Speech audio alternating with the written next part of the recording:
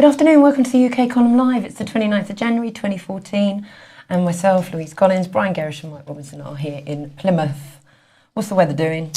Well, remarkably, the rain has cleared up, so we got quite a bright sunny day at the moment, but there are some fairly big rain clouds around, so I think it could stay sunny or we could have some showers. Okay.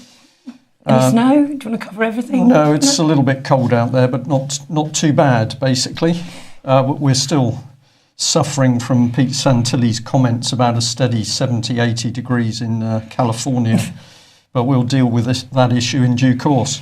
Now, before there are any comments, my tie today is a celebration of the quality of our MPs in Parliament, and you might not be able to see it on camera, but there are little rats all over it. Can I just say it's not the tie that's worrying us? No, it's not the tie. Well, the shirt is purple, actually, and we'll move on to the news at that point. Thank you. I'll go first, shall I? Okay. Certainly. So yesterday in The Guardian, there was a report to say that 3 men living in a squat in London were arrested back in October of last year as they left the back of Iceland in Kentish Town, London, with a trolley of food. That was late at night. The cost of the food, which was totalled up and had been thrown in a skip, was valued at £33.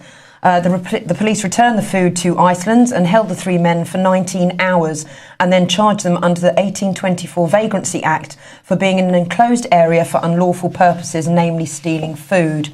Lawyers for the 3 men have asked the CPS to drop the case, but the CPS has refused, which is a bit of a shame in this day and age. We know about the food packages that are being handed out. People are skint. The cost of living in London is astronomical at the moment, and this food was being thrown out anyway.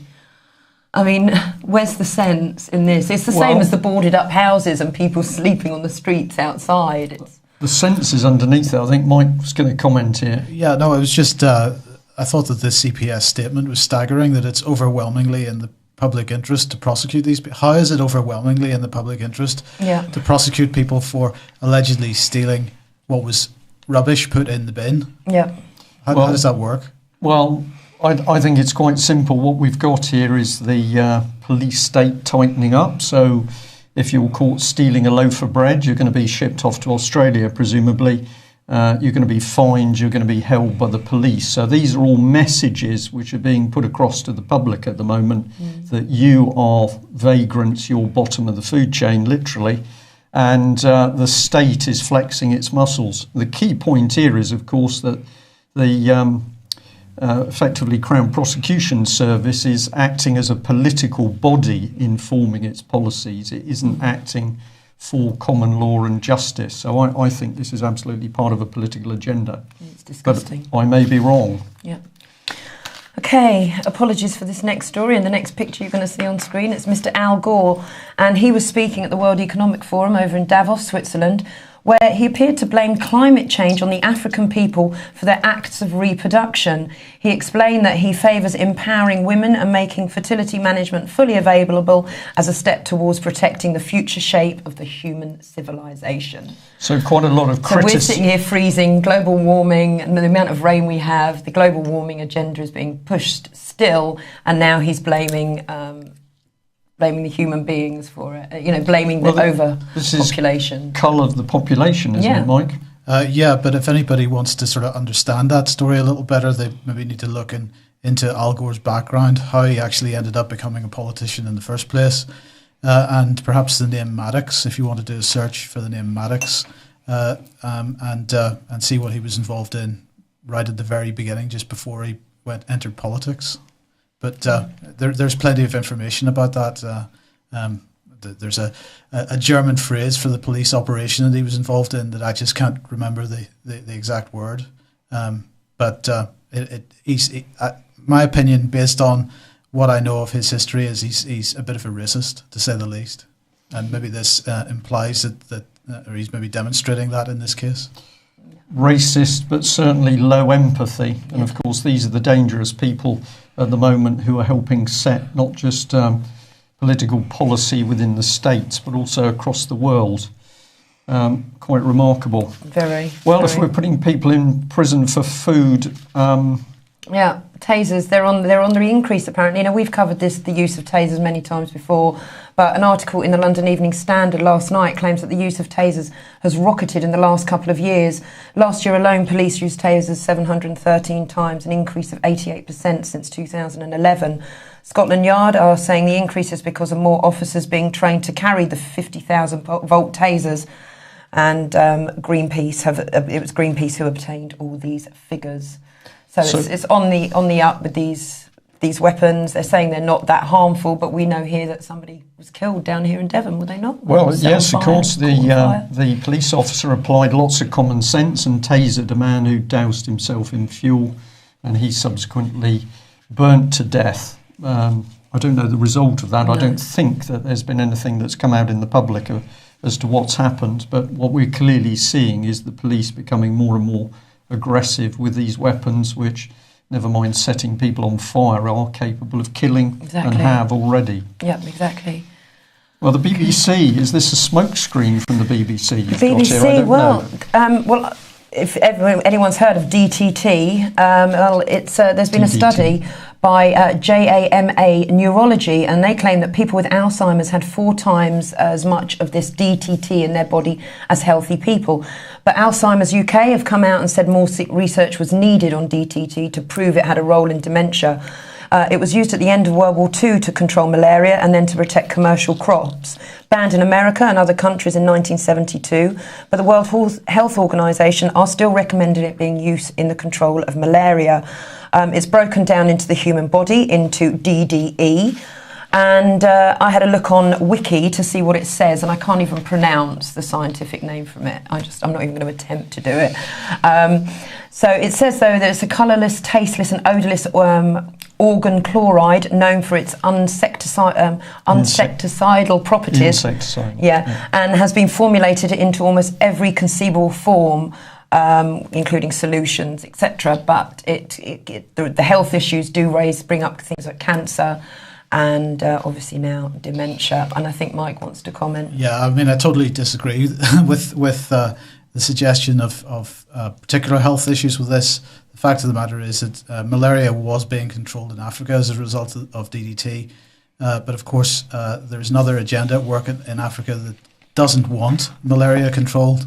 So DDT was effectively banned. The scientist who pretty much formulated the stuff in the first place, famously showed himself being photographed many times taking spoonfuls of the stuff, and he didn't die of cancer, as far as I know. So DDT is one of the relatively safe pesticides, particularly for malaria control, and it has been very much reduced for that purpose with the expected results. Can I just say, well, it is Monsanto do use it, but it also in the Wiki article it does state that it can stay in the ground for up to 30 years, and then that's going to affect the human food chain. So we're talking about using it in areas where there's malaria. This is swampland where with static water where mosquitoes breed. So we're not talking about spraying it on crops. But they are spraying it on crops. Well, who's spraying on crops these days? They're not spraying on crops because they're using much worse pesticides. The pesticides that Monsanto and these types of companies that are using today are 10 or 100 or an order of magnitude worse than DDT ever was. So you've got there is a political agenda behind DDT and the banning of DDT whenever all these other pesticides are still being used legally in many parts of the world. So you've got there's a much bigger story around the banning of DDT. So could we say that then this is just a kind of disinfo story put out by the BBC to gloss over the more serious chemicals that are out there and that are currently being sprayed on the crops? Well, that would be my opinion, but your view may differ, so I'm quite happy. Yeah, we'll have to look into it. We could certainly talk about aluminium and where aluminium is coming from and the effects of aluminium in people's health. But this is part of the issue, isn't it? Yeah. You look at a story, it's appeared in the mainstream press, everybody needs to get in under it to see what really is going on. Yep. So we'll jump from DDT to people spying on you. Well, apparently there's the latest Facebook upload for Android Android phones, is asking users for access to all text messages. Facebook say the reason they want this info is to connect phone numbers with accounts.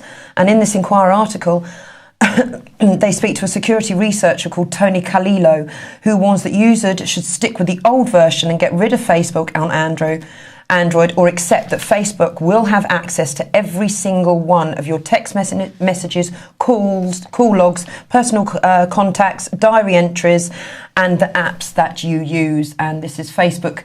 Here is showing you, if people want to go onto the Facebook mobile apps, it tells you exactly what they can access with this new upgrade.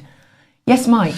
Yeah, look, again, common sense required here. You're going to use these services. This is the type of thing that's going to happen. I mean, who worries too much about Facebook having access to your contacts when your contacts are already held by Google and a host of other app providers? If you're going to use these free apps, this is the type of thing that's going to happen. So, you know, we either deal with the problem or by not using the apps is one option, or by poisoning the database is another option, or else we live with the fact that we're being snooped in this way. Yeah. Okay, cheers, Mike. Well, from police state at home to serious affairs overseas, and you picked up on Netanyahu here. I found this story on Iran's Press TV, where they claim Israeli Prime Minister Benjamin Netanyahu has made empty allegations about the nuclear program in Iran, saying that Iran is just 6 weeks away from building a nuclear weapon. And Netanyahu was speaking at the Institute for National Security Studies, and he says the following: the interim agreement in Geneva left Iran, according to our assessment, 6 weeks from a nuclear weapon, and therefore, by our estimation, the test will be permanent agreement if such an agreement can be reached, he said. On November the 24th, Iran and the 6 major world powers, Russia, China, the US, France, Britain and Germany, inked the nuclear accord in the Swiss city of Geneva. The two sides started implementing the agreement as of January the 20th, and under the general deal, the 6 countries undertook to provide Iran with some sanctions relief in exchange for the Islamic Republic agreeing to limit certain aspects of its nuclear activities. So I went and checked with the Times of Israel, and it was kind of a similar article, but another quote put in, which is, the whole world knows Iran wants to develop nuclear weapons, Netanyahu said. We will only support an arrangement that ensures the complete dismantling of Iran's infrastructure and capabilities to build nuclear weapons. We will not let Iran develop the capability to build nuclear weapons. This was and remains Israel's stance, and Israel has threatened to attack Iran should it not back off from its alleged pursuit of a military nuclear capability. Well, I think my instant reply to that is we should remember, of course, that Britain's Prime Minister David Cameron has said that his loyalty to Israel is unshakable. So presumably David Cameron fully supports that Israeli policy. So do you think we can now start hearing some drums of war coming up in the not too distant future between Israel and Iran, Mike? I think Israel is pretty concerned about any country getting the same type of capability that it has, and I think Israel is pretty aggressive about that. So we just need to wait and see how this pans out. On the other hand, I do think that the new Iranian Prime Minister is a lot more Western oriented than Ahmadinejad was. So perhaps there's some hope there. But in the meantime, as we reported yesterday, William Hague is in Indonesia. Well, here we are. Wicked Willie continues his visit there, and according to the Deputy Head of Press and Digital at the Foreign Office, Mikey Hoare, he was giving a talk to a business audience in Jakarta, but I just thought this image was a little fishy. So if we just look a bit closer at it, first of all, there aren't too many people there, so he's clearly a very popular guy, but most of them don't seem to be Filipinos. So who was he actually speaking to, and what was he saying? It does seem a bit strange, doesn't it?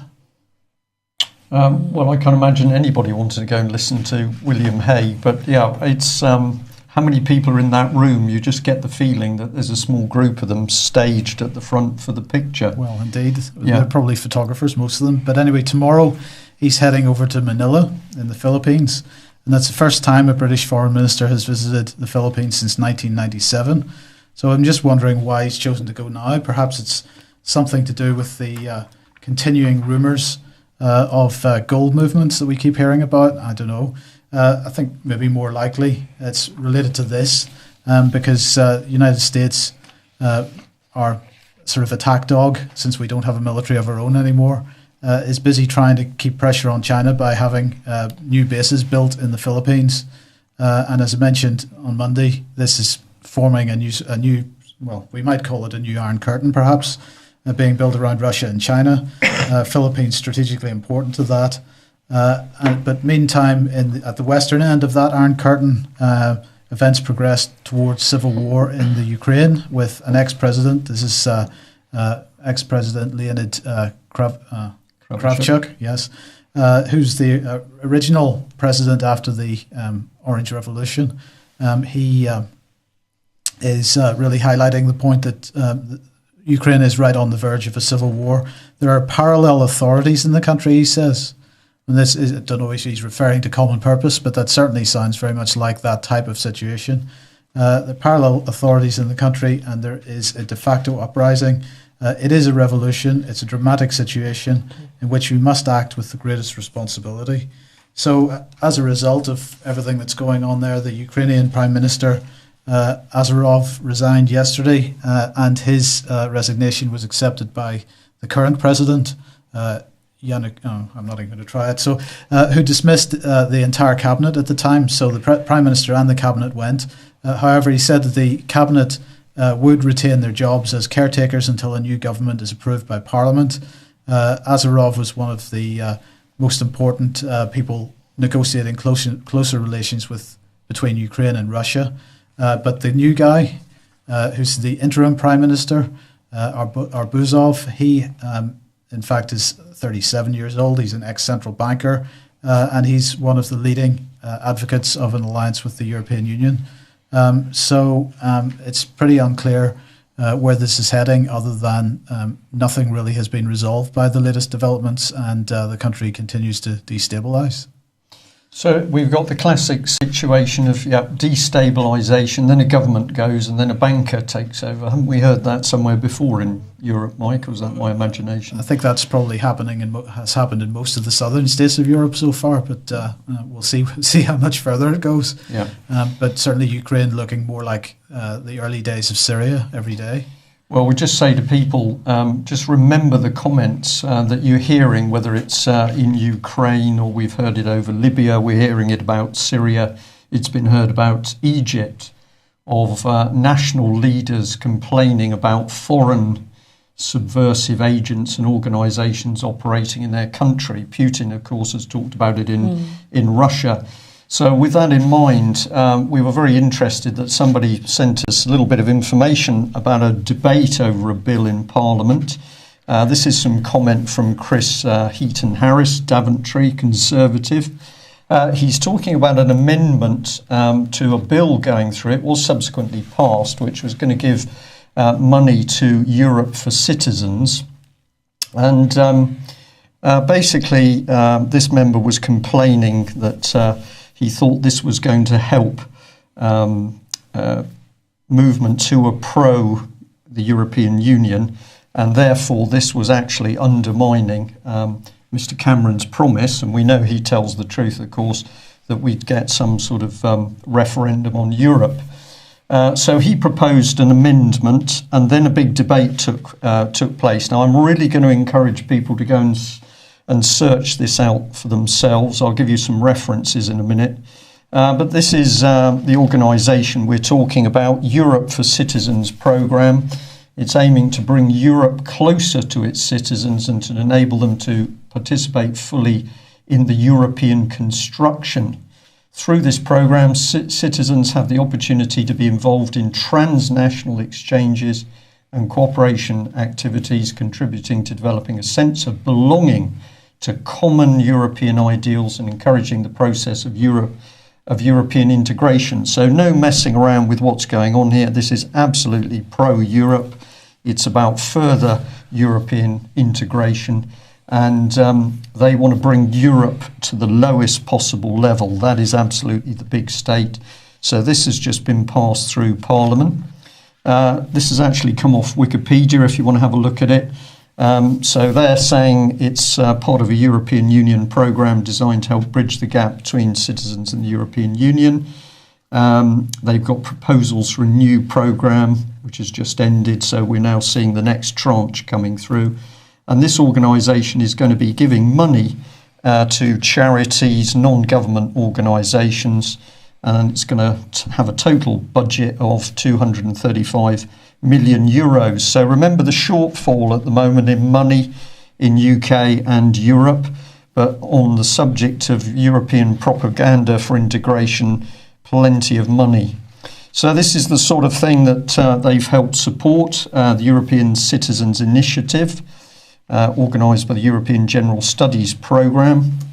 And it's a supranational instrument of direct democracy, and it creates an additional direct link between the European Union citizens and the institutions of the Union.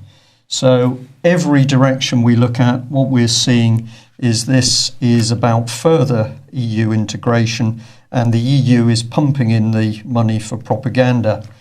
So let's have a look at what the MPs had to say in the debate. So Mr. Stuart Jackson here, he's pointing out that there's a direct causal link between the reduction in election turnout and the transfer of sovereignty from our UK government to the supranational body and growth in power of the pseudo-nation of the European Union. So this man clearly starting to see that what we're seeing effectively is the life sucked out of Britain as a sovereign nation state, and it's being moved across into the European Union. Now, Helen Goodman, who was putting the proposal for this motion forward, she said she didn't share the honourable gentleman's view, but she admits there's some organisations and institutions in the modern world that have an interest in undermining democracy. These are large global corporations that do not wish to be accountable. So who's she talking about? The banks? But she understands what's going on because she's there telling you that she knows that there are organisations working to undermine democracy. So, of course, John Redwood gets his piece in, and he's saying if the Honourable Lady is such an advocate of democratic engagement on Europe, why will her party not give the British people a vote on whether they want to stay in it? Which seems to me a pretty fair comment. So let's see what she said. Well, here we are. As the Right Honourable Gentleman knows, that's a completely different issue and not one we're discussing. So she simply pushes it to one side, and then she reiterates what she says this European organisation is about: education, vocational training, youth, sport, culture, audiovisual sector, fundamental rights and freedom, social equality. It goes on and on and on. So here we see in Parliament, and I'm going to say treasonous MPs pushing through more of the European agenda. And there's a bit more here. So we've got Andrew Turner coming back in saying, are you only going to get money from this organisation if you're in favour of Europe? Now, we know this is the way it works. And basically, she doesn't really answer the question. She just says that, well, its aim is to encourage democratic and civic participation of citizens at union level, etc. So pretty amazing stuff. It was voted through. So these treasonous MPs have voted to put huge amounts of money into European propaganda. Now, I'll just bring up this man. Stay with us on this. The reality of the elephant in the room has penetrated somebody's brain. So we've got Jacob Rees-Mogg here from Somerset, from East Somerset. Northeast Somerset, thank you for that. And he says some interesting things. By mobilising citizens at local and EU levels to debate on concrete issues on the European political agenda, this measure will seek to promote civic participation in the Union policy-making process and develop opportunities for societal engagement and volunteering. What the Minister has failed to understand is that they use something that is said to be innocuous, such as twinning, and dish out a little money so people can go to other countries within the European Union and meet other people. But they have but they have to be doing so in advancement of the European ideal as laid down by Brussels. So he's pointing out absolutely that what we've got going on is a whole series of little European paid initiatives in Britain which are driving public and other organisations to a pro-European view. Now, this brings us on to material that we've had up before, but we've warned and warned about the setting up of what we've called an EU parallel government structure in the country. And of course, it was Prescott and his Office of the Deputy Prime Minister that was home to this little beast. So we think we're still working sort of under our own parliament, but a parallel system set up. And this was taken from a UK column article, which I recommend you have a look at this, where basically we're showing that the whole of this structure, driven by the corrupt international banking streams, has created this mysterious third sector. So that picture a little bit difficult to read. When was this article? What paper was that in? Do you know? So people can go and have we're a look I for think it we're going themselves. back to 2008, I believe, okay. but I will check on that and we will make it available because it's particularly detailed. Let's simplify that. This is what we're dealing with, and it was Tony Blair that created the cuckoo in the nest, the third sector. At least 1,300 government departments, 170,000 charities, and what that has done has pushed out our sovereign government to one side. And what's come in with it, of course, is a mass of organisations, charities, change agents, which are actually now driving the policy through that sector. And I'm going to flag up there Demos. This is one of the key ones. But of course, the other thing that's happening here is we've got European Union money coming through to fund the whole thing. And Tavistock Institute in there as well. Well, we can only list some of them. There's hundreds of these organisations. They all call themselves independent. Fabian Society. We've got the Centre for European Reform. We've got IDEA, as London it was. School of Economics. Of course. Yeah, of course. So if people are not aware of these organisations, these are the people putting the pressure on us and on our children. And now Parliament's voted for more money for this sector. Somebody's just come up in the chat room and said, Andrew Turner is my MP. Will I drop him an email? Well, I hope you will. Now, the other bit I just touch on here, because it will lead us through to Mike on the economy. Of course, you'll remember that some time ago we had regional assemblies set up. This was part of the early European structure in Britain. They were quietly shelved. So if you go and have a look at the Southwest of England Regional Assembly, you'll find it's got a pretty poor website because it's all changed. What's it changed into? Well, super council bodies, the Southwest councils, where we've got individual members from a council all being represented under one organisation. Wow, because we had that years ago down here, didn't we? Because it was just Devon County Council looking after it. Then it was all split up. So and Devon looking after like Torbay, the South Hams, etc. And now it's going even further. Now they're going to bring the whole of the Southwest, which will incorporate Devon, all the other little ones, and everyone around. It's all in place, Louise. It's all in place.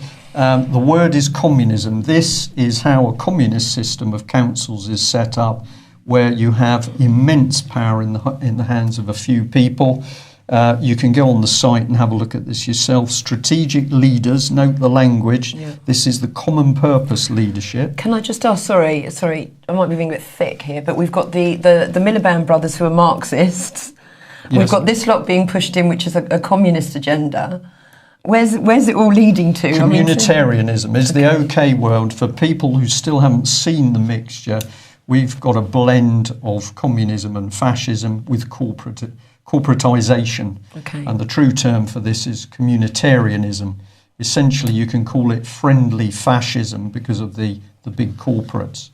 Have a look at the people. Well, this is the chief executive of the organisation. That's her Facebook page. So she's obviously been on a nice sunny holiday somewhere. But when we go through this lady and you say, what has she actually done as a sort of productive job, it's questionable. But right down at the bottom, she's giving us clues because she's qualified to give psychometric testing, ability tests, personality profiles. So these are the people controlling the show. And how does the money move through? Well, this is going back to 2006, so it's old. But basically what it was showing was that EU money is circulating through the heart of the country, funding an EU agenda, not doing what we think it should be doing, which is to actually feed people. £39 million a day, basically. So, Mike, we know where all the money's been going through all of the quangos and the third sector. What's it done to the economy? Well, the economy's growing like it's never grown before, apparently. It's growing at its fastest rate since 2007. So fast it's unstoppable. But, you know, the question still has to be asked, as we've asked before, what's it growing into? George Osborne was at Treasury Questions yesterday, and he was really excited about the fact that manufacturing, for example, is growing at the fastest rate of any business sector. But just to put that in a bit of perspective, it's hardly surprising that it's the fastest growing business sector, since it's such a small business sector that it doesn't even get a separate, its own category within the Office for National Statistics. Manufacturing is lumped in to an other category. So anyway, at the end of the day, despite the headlines, the economy is still 1.3% below the level of output achieved in the first quarter of 2008. But, you know, just going to make this point once again, economies, jobs, economies, work, these things happen because people need to make a living, and they happen no matter what else is going on in the world. So, you know, the main risk factor preventing a real growth of the economy is still the financial system, and things aren't really changing. So this is an article from last year pointing out that subprime mortgages have been returning, and they've been steadily returning throughout 2013. But even worse than that is particularly in the United States, is a whole new tranche of subprime loans, in this case for cars. So the instability within the financial system, the risk-taking within the financial system is absolutely still there. It hasn't gone away. And, of course, the instability within the banks themselves hasn't gone away either. And Financial Times here today reporting that Royal Bank of Scotland sale has had to be put on hold by the government because they've had to announce an £8 billion loss for this year. And this is partly to do with fraudulent activities that were taking place before the 2007-2008 crash, but also to do with money that they've had to set aside to compensate the number of businesses that they deliberately put under whenever they were selling these interest rate swap contracts. So, you know, who's going to pick up the tab for this? The taxpayer? Will the RBS employees withdraw from receiving their bonuses in the next 12 months? I don't think so. You know, what is the situation in the financial system? Has anything changed? Well, of course it hasn't, because we're still, the underlying policy of George Osborne is still the policy of too big to fail. It's still the policy of bail out and bail in. And until that changes, there isn't really any real future for a decent economy in this country. We've got to deal with the financial system and put that to bed before we can actually move on in a real sense. Yeah, Mike, earlier on you were listening to a bit of the debate in Parliament, which was just, well, every time I think I've heard it all, of course I haven't, because it was the most rowdy, raucous, childish. Well, this was Prime Minister's Questions, which just becomes more of a circus week on week, as far as I can see. And the Speaker insists on thinking that he's really funny by singling out a particular MP and saying, you know, you're going to have a heart attack, or but at the end of the day, there's 650 people in that room, and they're behaving like it's, I don't know. It's hard to put into words. So we might show some video of that tomorrow, because today was particularly bad. Yeah.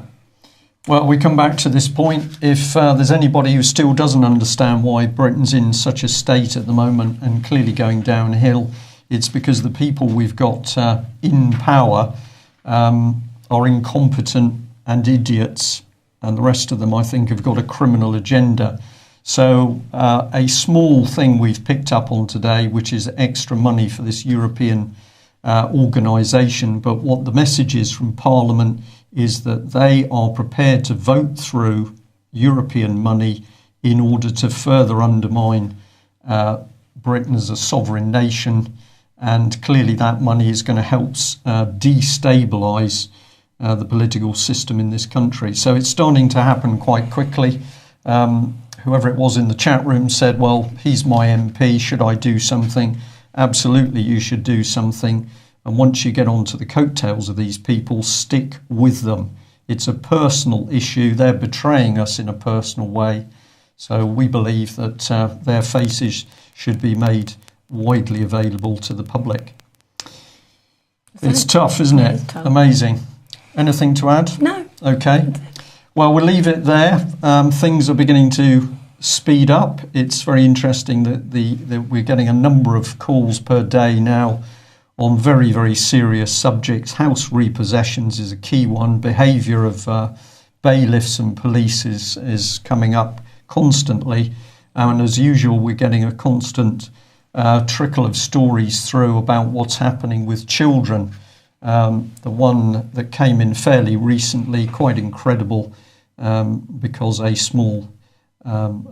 young child, 3-4 years old, was described by social services as being too quiet and rather reptilian. So this is now the language being used by Britain's social services when they're talking about young children. I'll just leave you with that thought. Nice. Okay, we'll see you same time tomorrow. Bye-bye. Bye.